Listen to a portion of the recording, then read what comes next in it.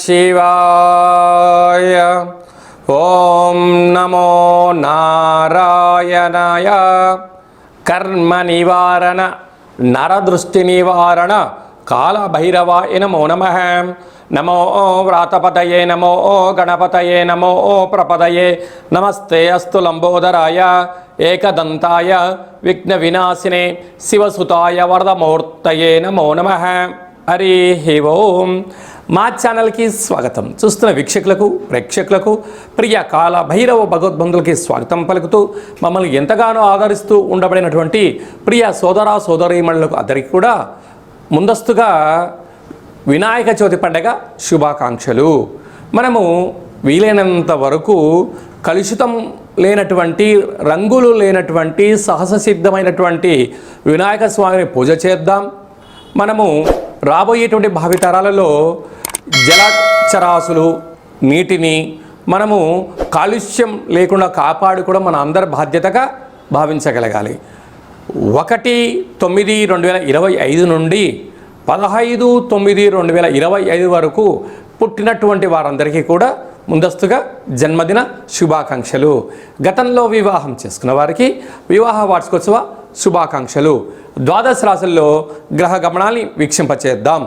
మిథున రాశిలో దేవగురు బృహస్పతి సంచార స్థితి, కర్కాటక రాశిలో శుక్ర సంచార స్థితి, సింహరాశిలో రవి మరియు బుధ సంచార స్థితి మరియు కేతు సంచార స్థితి, త్రిగ్రహ సంచార స్థితి, రవి భగవానుడు స్వక్షేత్ర సంచార స్థితి, కన్యరాశిలో కుజ భగవానుడు సంచార స్థితి, కుంభరాశిలో రాహు భగవానుడు, మీనరాశిలో శని భగవానుడు సంచార స్థితితో ద్వాదశ రాశుల్లో గ్రహ గమనాలు ఈ విధంగా ఉన్నాయి. కన్యరాశి వారికి రాశిలోనే కుజ భగవానుడు సంచారము చేయడము, 6వ స్థానంలో శని భగవానుడు సంచారం చేయనప్పుడు ఈ దోషం తొలగించుకొని ఆ యొక్క విఘ్నేశ్వర స్వామి వారికి ఎలాంటి నైవేద్యాన్ని ఏర్పాటు చేయడం వలన గ్రహయోగం కలుగుతుందో ఈ వీడియోలో తెలుసుకుందాం.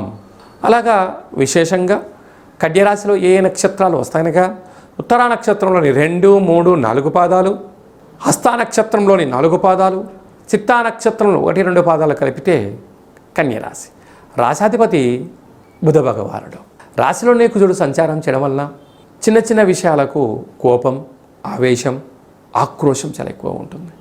మీరు ఏమనుకుంటూ ఉంటారంటే కష్టపడి నేను పనిచేస్తున్నాను, నా సేవల్ని ఎవరు గుర్తించట్లేదు అనుకుంటూ ఉంటారు.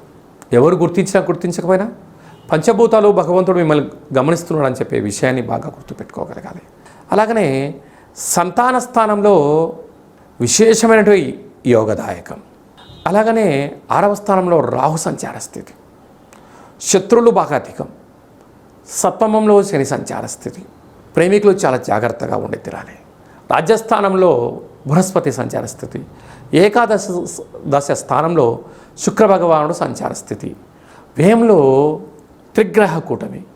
ఇలాంటి కాల సమయంలో అనారోగ్యము, అనవసరమైన ప్రయాణాలు, ఖర్చులు, ప్రభుత్వ అధికారులతో ఇబ్బందులు, కోర్టు నోటీసులు, పోలీస్ స్టేషన్ నుంచి మీకు వచ్చేటువంటి అనేక రకాల ఇబ్బందులు పొంచి ఉన్నాయి.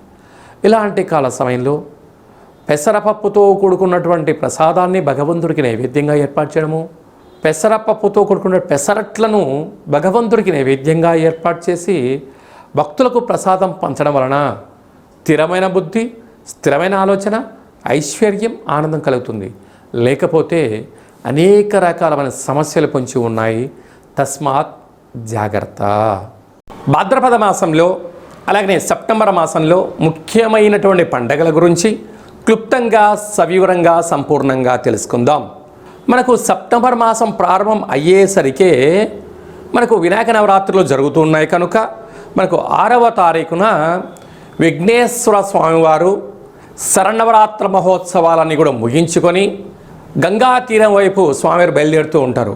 కనుక వెళ్ళేటువంటి కాలక్రమంలో అందరము కూడా నిశ్శబ్దాలను ఎక్కువగా పాటిస్తూ శబ్దరహితమైనటువంటి జీవనాన్ని ముందుకెళ్తూ, ఎందుకంటే శబ్ద కాలుష్యం అనేది చాలా అధికమవుతుంది. వాటితో పాటి కోలాహలాలు సంపూర్ణమైనటువంటి శాంతి భద్రతలకు అనుకూలంగా ఉంటూ స్వామివారిని ఏ ఆనందంగా అయితే మనము కూర్చోబెట్టామో ఆ గంగా తీరం దగ్గరికి వెళ్ళి పంపించి మళ్ళీ మనమందరం క్షేమంగా ఇంటికి చేరాలని చెప్పి కూడా మనసారా అందరం కోరుకుందాం. క్రమశిక్షణ అనేటువంటిది మన భారతదేశ సనాతన సాంప్రదాయము. ఒకానొక కాల సందర్భంలో బాలగంగాధర్ తిలక్ గారు మనము భారతీయులము ఒకే చోట కూర్చొని మనల్ని అందరినీ కలుపుకొని భారతదేశ స్వతంత్రం రావడానికి ఎలా మనకు స్వామివారు ఎలా ఆశీర్వదించారో రాబోయే కాలంలో కూడా ఎవరి జీవితాలలో కూడా అష్ట కష్టాలు లేకుండా అష్ట ఐశ్వర్యాలను ప్రసాదించాలని ప్రతి ఇంట, ప్రతి గ్రామాలలో, ప్రతి వాడలలో, ప్రతి దేశంలో మనం చేసేటువంటి విఘ్నేశ్వర స్వామి వారి యొక్క గంగా తీర ప్రయాణ శుభాకాంక్షలు. అందరూ క్షేమంగా ఉండాలి, అందులో మనమందరం ఉండాలని కూడా కోరుకుందాం. 7వ తారీఖున భాద్రపద మాస శుక్లపక్ష పూర్ణిమ, అందులో ఆదివారము. ఈ సంవత్సరం అధిపతి రవి భగవానుడు, ఆదివారము. అదే కాకుండా కూడా ఈ సంవత్సరంలో మొట్టమొదటిసారిగా వస్తూ ఉండబడినటువంటి చంద్రగ్రహణము, రాహుగ్రస్త చంద్రగ్రహణం జరుగుతుంది కనుక వీలైనంత వరకు 7వ తారీఖు సాయంత్రం 4:30-5 గంటలకే ఆహారాన్ని సంపూర్ణంగా భోజనం చేసి వీలైతే ఉపవాసం చేయడము ఉత్తమోత్తంగా భావించగలగాలి. అలాగా 9:55 గ్రహణ ప్రారంభ కాలము, 2 గంటలకు మధ్యకాలము, 3:55 మోక్షకాలం ఉంది కనుక గ్రహణము పట్టు స్నానము, విడుపు స్నానము వీలైతే చేయండి. వీలైనంత వరకు ఆధ్యాత్మికంగా ఉండే ప్రయత్నం చేయండి. వీలైనంత వరకు దైవనామస్మరణ, ఆధ్యాత్మిక చింతన చేయడం వలన చంద్రగ్రహణ దోషాలు తొలగిపోతాయి. ప్రధానంగా ఎవరికి దోషం అన్నట్లయితే రాశిలోనే గ్రహణం జరుగుతుంది కనుక కుంభరాశి వారికి ఆరోగ్యాలు, ప్రయాణాలు, ఆటంకాలు, ఇబ్బంది ఉంటాయని చెప్పి గమనించాలి. 2వ రాశి అయినటువంటిది మీనరాశి వారికి వ్యయంలో గ్రహణం జరుగుతుంది కనుక అనవసరమైన ఖర్చులు, వాహన ప్రమాదాలు పొంచి ఉన్నాయి, తస్మాత్ జాగ్రత్త. అలాగనే అష్టమ స్థానంలో కర్కాటక రాశి వారికి అష్టమ స్థానంలో గ్రహణం జరుగుతుంది కనుక వీలైనంత వరకు దూర వాయు జల ప్రయాణాలు పెట్టుకోకపోవడము, మౌనము, ధ్యానము, ఏకాగ్రతగా ఉండడము, వీలైనంత వరకు నోరు ఉంది కదా అని చెప్పి దుష్ప్రవర్తన చేయకపోవడం ఉత్తమోత్తంగా భావించగలగాలి. అలాగనే అర్ధాష్టమ సంచార స్థితిలో వృశ్చిక రాశి వారు ఉన్నారు.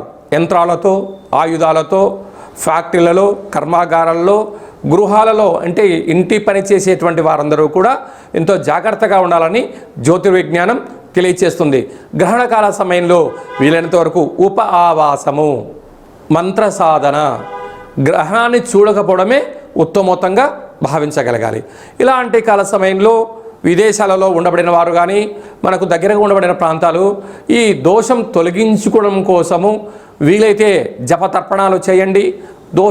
గ్రహణకాల తదనంతరము దగ్గరగా ఉండబడిన దేవాలయానికి వెళ్ళి ఆ యొక్క పూజారులను చెప్పినట్టు విధంగా ఆ రాగి చెంబు నిండా పాలు, అలాగా మరొక కేజీన్నర మినుములను దానం చేయడము, జపము, తర్పణము, హోమం చేయించుకోవడము ఉత్తమోత్తంగా భావించగలగాలి. ఇదల్లా కుదరలేనటువంటి వారు ఈ కింది నెంబర్ సంప్రదించగలిగినట్లయితే మీ యొక్క గోత్రనామములతో పూజ చేయించి ఆ యొక్క జప ఫలములను మీకు అందజేయడం జరుగుతుందని చెప్పి కూడా గమనించగలగాలి. అదే కాకుండా ఈ సంపూర్ణమైనటువంటి దోషాలు ఎవరిపైన ఉండకుండా ఉండాలని కోరుకుంటూ అందరికీ ఐశ్వర్యాన్ని ప్రసాదించాలని కూడా ఆ యొక్క రాహు భగవాను, చంద్ర భగవాను కోరుకుందాం. 14/9/2025 భాద్రపద మాస బహుళ అష్టమి తిథి యందున మనకు భాద్రపద మాసం అనగానే పితృపక్షాలకు మనకు గుర్తు వస్తూ ఉంటుంది. అలాగా అష్ట కష్టాలు తొలగించడం కోసం ఆ రోజు వీలైనంత వరకు గతించట పెద్దవారి పేరు మీద స్మరణ చేసి కాకులకు, ఆవుకు ఆహారాన్ని, సాధువులకు అన్నదానాన్ని, స్వయంపాక దానాన్ని చేసినట్లయితే గృహంలో ఉండబడిన అష్ట కష్టాలు తొలగిపోతాయని చెప్పి గమనించగలగాలి.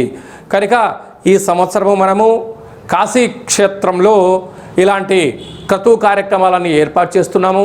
అలాగనే గయా, అయోధ్య, మనకు విశేషమైనటువంటి ఎక్కడైతే పిండ ప్రధాన కార్యక్రమాలు చేయాలో అన్ని ప్రాంతాలలో మనము ఈ కార్యక్రమం ఆచరింపచేస్తున్నాం. అంటే మన పెద్దవారు పాడ్యమి తిథి ఎందున పరమపదింపజేశారు అనుకుందాం. చైత్రమాసమో, వైశాఖ మాసమో, జ్యేష్ఠ మాసమో పాడ్యమి తిథి ఎందున వాళ్ళకు గుర్తుపెట్టుకొని స్వయంపాక దానము ఈ యొక్క కార్యక్రమాల పితృ కార్యక్రమం ఆచరింపచేయడము యోగదాయకం. ఏకాదశి రోజు కాలమయ్యారు, ఏకాదశి రోజు కార్యక్రమాలు ఆచరింపచేయడం. అలా కుదరలేనటువంటి వారందరూ కూడా అమావాస్య తిథి ఎందున ఈ పితృ కార్యక్రమాలు ఆచరింపచేయడం వలన వారి యొక్క వంశదేవతలు, కులదేవతలు, పితృదేవతలు ఆశీస్సు కలిగి వారికి వారి యొక్క అనువంశికానికి పుత్ర, పుత్రిక, పౌత్ర, రాజయోగ ఐశ్వర్యం కలుగుతుందని చెప్పి కూడా గమనించగలగాలి. అలాగే భూమండలానికే కైలాస క్షేత్రం అయినటువంటి మనకు విశేషమైన కాశీ క్షేత్రంలో, అలాగనే రావణ బ్రహ్మ గారు స్వయంగా తన యొక్క చేతులతో ఆత్మలింగాన్ని తీసుకుని వచ్చినటువంటి క్షేత్రంలో మనం ఇలాంటి పితృ కార్యక్రమాలను ఆచరింపచేయడం జరుగుతూ ఉంటుంది.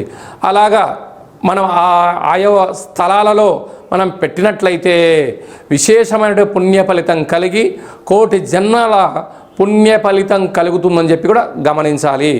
ఈ విధంగా అందరికీ శుభం, జయం, లాభం కలగాలని కోరుకుంటూ ఆశీర్వచనం. ఓం శతమానం భవతి శతాయు పురుష సతేంద్రియ ఆయుష్యేవేంద్రియే ప్రతిష్టతి ధనం ధాన్యం బహుపుత్రలాభం శత సంవత్సరం దీర్ఘమాయు సర్వే జనా సుఖినో భవంతు లోకా సమస్తా సుఖినో భవంతు సర్వం విఘ్నేశ్వరార్పణమస్తు. హరి ఓం. ఈ వీడియో మీకు నచ్చినట్టయితే లైక్ చేయండి, షేర్ చేయండి, మా ఛానల్ని సబ్స్క్రైబ్ చేసుకోండి. ఆధ్యాత్మిక భక్తి సమాచారాన్ని అందరికన్నా ముందుగా మీరు తెలుసుకోవాలి అనుకుంటున్నట్లయితే ఈ యొక్క భక్తి సమాచారాన్ని భగవద్బంధులకు, మిత్రులకు, స్నేహితులకు చేరవేయండి. హిందూ ధర్మాన్ని కాపాడండి. మరొక చిన్న విషయం ఏమిటనగా, మీ వ్యక్తిగత జాతకం తెలుసుకోవాలి అనుకుంటున్నట్లయితే మీ యొక్క పేరు, పుట్టినటువంటి తేదీ, నెల, సంవత్సరం, సమయం రాసి మీరు పంపించగలిగినట్లయితే 100 సంవత్సరాల జాతకాన్ని రాసి పంపించి మీరు పుట్టినప్పుడు గ్రహ గమనాలు ఎలా ఉన్నాయి, మీరు ప్రస్తుత కాలమాన ప్రకారంగా గ్రహాలు ఎలా ఉన్నాయి, భవిష్యత్తులో ఎలా ఉండబోతున్నాయో తెలియజేయడం జరుగుతుందని కూడా గమనించగలగాలి. చాలామందికి డేటా బర్త్లు లేనటువంటి వారికి పేరు యొక్క మొదటి అక్షరాన్ని అనుసరిస్తూ రాశిని తెలియచేస్తూ రమణ శాస్త్రం ద్వారా అనగా గవళ ద్వారా భూత, భవిష్యత్, వర్తమానాన్ని తెలియజేయడం జరుగుతుంది. కనుక ఈ కింది నెంబర్ని సంప్రదించి అపాయింట్మెంట్ తీసుకొని సంప్రదించగలరు.